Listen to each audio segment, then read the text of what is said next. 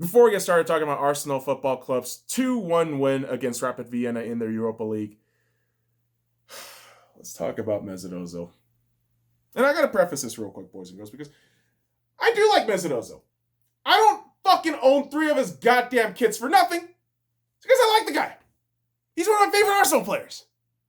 But right now, what I need Mesut Özil, his agent, his toxic fanboy stands, what I need all of you motherfuckers to do is leave Arsenal Football Club. I mean, you goddamn toxic stands kind of goes without saying.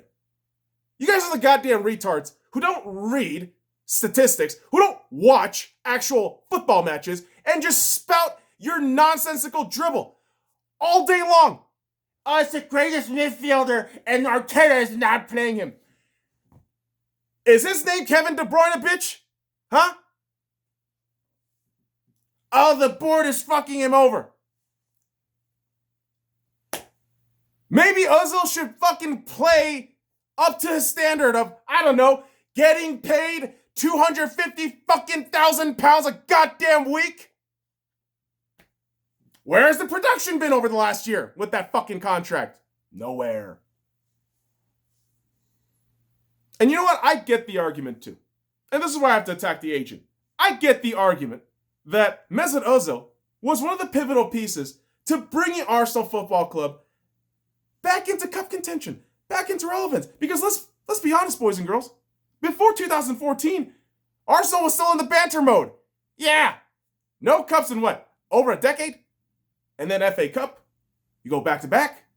Then you win it again in 2017. And I understand that Mesut Özil being transferred into Arsenal was really the spark that ignited that shit. I get that. And to a certain extent, he deserves some money. He deserves a good chunk of the money because of how he's elevated this club relative to his performances and relative to how Arsenal was doing overall. But guess what, Mesut? Times have changed. Times have fucking changed. You're not with Arsene Wenger anymore. Unai Emery's a cunt and he's fucking gone. Freddie Ljungberg, Freddie, small sample size. Toss away. But Mikel Arteta, the man who is actually putting his DNA, fingerprint, and philosophy all over this football club, doesn't want you, not because of fucking personality reason, because your production is shit. Because you haven't shown up to the pitch for over a fucking year. You are such a 50-50 fucking player that, despite me owning all your goddamn kits, despite me treasuring you as an Arsenal player, I can't defend that shit. I can't. How do you go one match where you look like a fucking world beater, assists, above 92% fucking completion and passing, and then the other games, you don't show up for 85 minutes. And then when you get subbed out, you have the worst body language, bar none. Bar none. You thought Lacazette sauntering off after getting subbed off is bad. No, Mesut Özil getting subbed off in those 75, 76-minute situations was disgusting. And I'll be fair about this shit. I don't really understand the intricacies between Turkey and Germany and their whole international relationship. I don't understand that. I don't understand that to the point where I can contextualize it in my head to understand what's going on. But to be honest, man, I understand that there is an aspect of these governments fucking you over, man. But stop being a woke bitch. Stop being a woke bitch. Unbelievable. Has nobody learned from Colin Kaepernick? Has nobody really fucking learned from Colin Kaepernick that if you go the woke route, no one's going to remember you? Maybe a handful of morons, these retarded stands who will say, Mesut Özil is the greatest. Prove it, bitch. Prove it. Where's the numbers? Where's the numbers? Nowhere. Nowhere. Because guess what? Production hasn't been there. His general fucking lack of awareness with what Arteta's trying to do with this club, that shit's not there.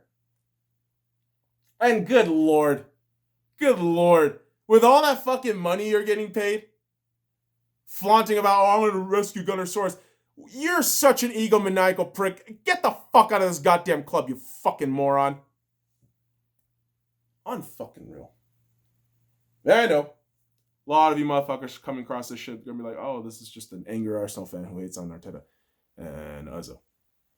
No, I actually don't hate on Arteta. I really hope he stays long term because he seems to be the key future in getting Arsenal rolling. Whereas Mesut Özil, you're a relic of the past. People have moved on. If you can contribute in whatever fashion you can, get the fuck out of Arsenal Football Club, man. You are creating such chaos with your energy that I can't even fucking enjoy football on certain days. I can't. Because even when Arsenal wins 2-1, and Arsenal posts some shit on fucking social media, you got all these retards talking about, oh, what about Özil? What about Özil? Oh, how about you and Özil and his fucking shit-ass agent fuck off to Turkey? How about that shit? Galatasaray, Besiktas, Fenerbahce. Take your pick. Take your pick. Get the fuck out of Arsenal Football Club. We honestly don't want to see you. Thank you for the memory. Thank you for the goddamn loyalty, but fuck off. Yeah, that's my little Özil rant. I could go on longer. I can, but I want to be in the positive. And this is where we talk about Rapid Vienna getting a loss at home against Arsenal Football Club, where they kept saying on the broadcast that Rapid Vienna's home record in the Europa League, unbeaten in 13 straight matches, if I'm not mistaken. And, in the first half, it really did feel like that because Arsenal didn't really capitalize on prime opportunities. And there are moments where in that back line for Arsenal, obviously a lot of shaky giveaways, turnovers, and chances for, Rapid Vienna to get one past Berlino in the game. But they held tough. They held tough in that first half. And the problem was really when you went to the second half, when you're being bombarded in the box, and your goalie decides to play the ball with his foot. Now, I get it. I get it. You're trying to cement your philosophy into the squad. You want to play from the back so that you have more width and range to play with and generate just a brilliant fucking counterattack if possible. But mental errors like what Berlino did was, oh my God, it's kind of nuts. It's kind of nuts watching that. But Fontes for Rapid Vienna scoring the go-ahead goal in the 51st minute was horrible. Although it didn't really feel like Arsenal was going to lose control of the entire situation, yet it felt like the same goddamn problem, right? David Luiz just kind of being lackadaisical with the awareness situation inside the box. Berlino just kind of hiccuping on himself and letting go a goal. And again, despite that, I wasn't really too worried because Arsenal responded back right away. And this is what I appreciate about Mikel Arteta's Arsenal squad, where you could be down 1-0, you could be down 2-0, but even in the latter minutes, the effort's there. And that's what I appreciated, even in the loss against Manchester City, even against Liverpool, where I thought, okay, Arsenal has a couple of hiccups here and there, but I think they could bounce back. And they do indeed bounce back in this match in the 70th minute where David Luiz gets the equalizer. And this is a brilliant bit of a set-piece play right from Nicolas Pepe, who has the free kick on the right wing. Ball is delivered just perfectly onto the vicinity of where David Luiz is. And David Luiz has the awareness and the presence of mind to get the header in and put Arsenal in an equal term. And while you had Rapid Vienna trying their best to stop Arsenal and their inevitable barrage, they kept it going. 74th minute, you have Aubameyang, who got subbed into this match, scoring the goal. And it's curious because Hector Bellerin, who provided the assist, was also a sub into this match. Now,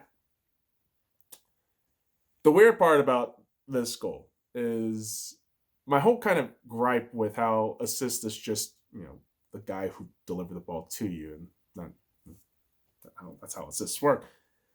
But if you look at the context of how this goal built up, man, Nicolas Pepe was fucking huge this match. This guy was everywhere. I mean, he drops off the ball to Mohamed El Neni, who is able to drive that ball in right to Hector Bellerin. And the ball from Hector to Abba, easy tap in. Arsenal with the go-ahead goal in the 74th minute. And, the latter stages of this match just became, hey, let's make sure we don't blow this fucking lead. And there were plenty of times they almost did that shit. But Arsenal holds on, grabs a win in the Europa League to start off the campaign.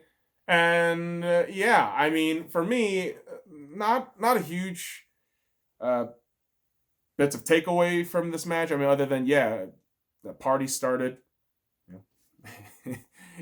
in the lineup sense, where Thomas Partey went ahead and got in the starting 11. I think he looks good. Kind of seems like a premium Granit Xhaka, in a weird way. But I would like to see next week in the Europa League Mikel Arteta playing more of our young guys. Now, understandably, the young guys couldn't get the offense rolling all that well in the first half, but I think you need to put them in the position, the young guys, to get more game minutes, consistent game minutes, especially within this Europa League parameter, and, put in some of the new guys. I mean, Runnerson is somebody that I'm very curious to watch as a number 2 goalkeeper, and I wouldn't be surprised if he gets the starting 11 job next week in the Europa League. But overall, I mean, it's not bad. It's not great. It's just part of the job for Arsenal Football Club, and hopefully they keep this rolling and keep the momentum up for Sunday's match against Leicester City. And we all know, boys and girls, you can't take Leicester lightly. And despite the fact that Leicester's King Power Stadium is not going to have any fans, damn well Leicester City is a very, very good squad at home. So hopefully Arsenal can get a win there on Sunday. But hey, a win on Thursday in the Europa League, not a bad start. Not a bad start to the week. So that does it for me, boys and girls. Go ahead and follow me at the Sky Lounge and all the links in the description below. Like, comment, subscribe for more daily contents. Come on, you Gunners. Now fuck